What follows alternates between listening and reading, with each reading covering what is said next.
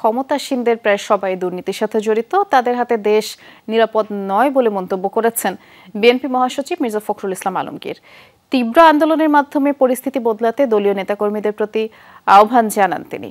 দলের চেয়ারপারসন খালেদা জিয়ার মুক্তির এক দফা দাবিতে এই সমাবেশ। 6000 mAh ব্যাটারির one and only Power Master NextG N73।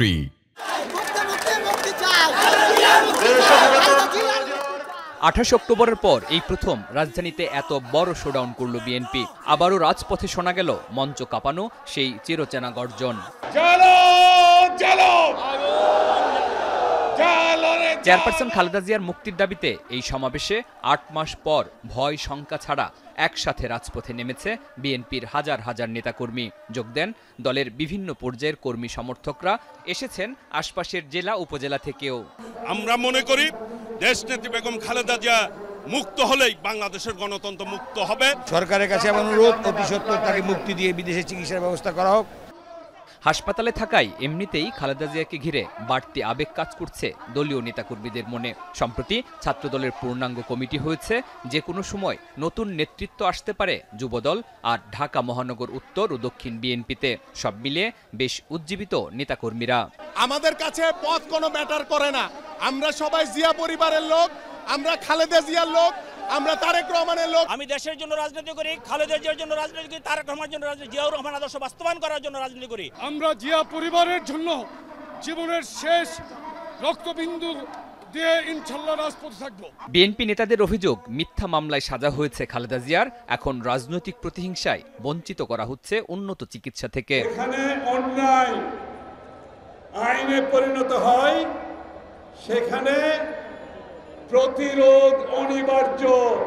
পারবেন প্রতিরোধ করতে, পারবেন প্রতিরোধ করতে।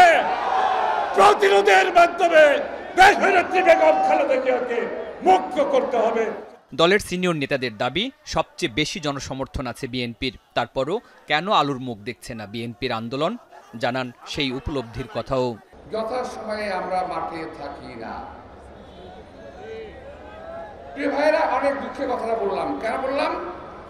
28 তারিখে যে আন্দোলন আমরা করেছিলাম, সেই 28 তারিখে কিন্তু ফলাফল চূড়ান্ত হয়ে যেত যদি আমরা পাল্টা একটা মিছিল নিয়ে দাঁড়াতে পারতাম। বিএনপি নেতাদের অভিযোগ, ক্ষমতায় টিকে থাকতে দেশের সব প্রতিষ্ঠান ধ্বংস করেছে সরকার, সীমাহীন লুটপাট করে দেশের টাকা পাচার করছে বিদেশে। নেতারা বলেন, নানা অপকর্ম করে এই সরকার এখন গণমানুষের শত্রুতে পরিণত হয়েছে। এই দেশের সবচাইতে বড় শত্রু, এই দেশের সবচাইতে বড় বিষাক্ত সাপ, সেটি হলেন হাসিনা ভাইপার। এই হাসিনা ভাইপারের এর থেকে আজকে আমাদেরকে সাবধান থাকতে হবে। দেশনেত্রীকে মুক্ত করুন, অন্যথায় আপনাদেরকে যে কোনো পরিণতির জন্য তৈরি থাকতে হবে বন্ধুগণ। এই দেশের মানুষ কখনো এই দেশনেত্রীকে এভাবে অন্যায়ভাবে তাকে কারাগারে বন্দী অবস্থায় তাকে চলে যেতে দেবে না। গণতন্ত্র ও খালেদা জিয়ার মুক্তির জন্য চলমান আন্দোলন পর্যাপ্ত নয় বলে মনে করেন মির্জা ফখরুল। আহ্বান জানান সবাইকে ঐক্যবদ্ধ হওয়ার। এই সরকার থাকা মানেই হচ্ছে আমাদের দেশ ধ্বংস হওয়া, গণতন্ত্র ধ্বংস হওয়া, দেশের মানুষ ধ্বংস হওয়া। আর তীব্র থেকে তীব্র আন্দোলন করে তুলতে হবে, আন্দোলনের মাধ্যমেই এদেরকে পরাজিত করতে হবে। রাজনীতি, অর্থনীতি সহ সমসাময়িক বিভিন্ন ইস্যুতে প্রায় 15 মিনিট কথা বলেন বিএনপি মহাসচিব। অভিযোগ করেন, ভারতের সঙ্গে দেশের স্বার্থ বিরোধী চুক্তি করেছে সরকার।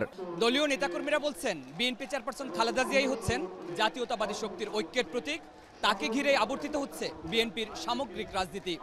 তাই যত প্রতিকূলতাই থাকুক, নেত্রীর মুক্তি আন্দোলনে রাজপথে থাকবেন তারা। শরীফুল ইসলাম খান, যমুনা নিউজ, ঢাকা।